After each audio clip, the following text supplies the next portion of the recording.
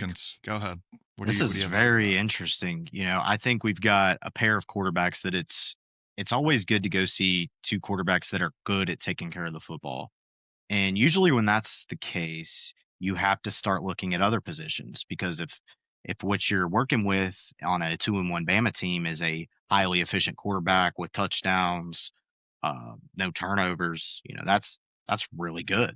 Uh, Gunnar Stockton, on the other hand, he's taking care of the football. He's mobile. He's got a lot of good stuff going for him. So, what areas are these two teams going to have to make up ground to actually win this game big or just win the game outright? I think it's going to be a nail biter. This is going to be a tight game. I want to say Bama's got the edge on the defensive side of the ball, which is not always the case. Georgia's mantra's defense.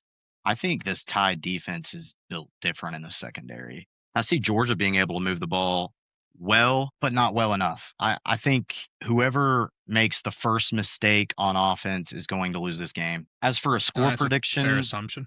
Yeah, I think whatever quarterback makes the first mistake is going to lose this game. And I could see that first mistake happening 7 minutes left in the fourth quarter. I think it's going to be really well coached players going out and executing. And it's, as an outsider fan, Dylan, I'm a little jealous, but I got spoiled 2 weeks ago with the Vols and the Dogs. So, it's the SEC. This is how it goes. I'm excited to watch, brother. I'm excited, man. Do you want to? I know y'all didn't give your score prediction. Yeah, give your score. I don't know if y'all did a keys. score prediction for the Vols Dogs, but I'm gonna ride my boys here. I'm gonna say it's a race. It's a race to 30 points in this game, and I think Bama's gonna get there first. They're gonna win 32-24. So you talk about Bama having the defensive advantage, and statistically and from what we've seen, I can see it. But what a lot of people don't realize about that Tennessee game, and Dylan and I touched on it last week, was Georgia did not have bad coverage in that game. Tennessee's wide receivers went up and made plays. I mean, the 2 long touchdown passes, the Georgia defenders were all over. I mean, Dylan was there. Dylan saw it. They went up and made plays. Can Alabama's receivers go up and contend these 50-50 balls and make those plays? Because if they can't, the Georgia secondary is there. Now, offensively, we have yet to see Ty Simpson go band for band with another team. Gunnar Stockton, it's true. I know, but still, that's funny. Funny.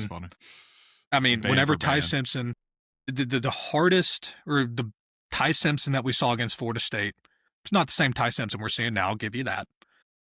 But that Ty Simpson's still deep down. He's still in there.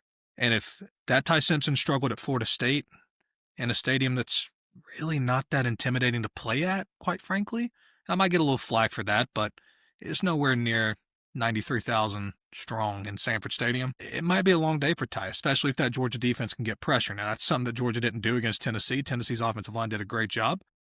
But if Georgia gets pressure in this game and Gunnar Stockton goes out and protects the ball and plays the way he did against Tennessee, Georgia wins this game 34-17. Good stuff. I'm ready for it to happen. I'm ready. I'm really not worried, to be quite frank with you.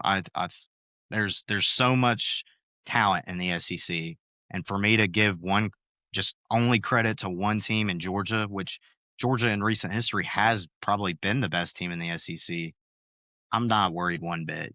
I'm honestly more worried about Oklahoma coming to Tuscaloosa at this current time. The Pass Club, the Pass Club, the Pass Club.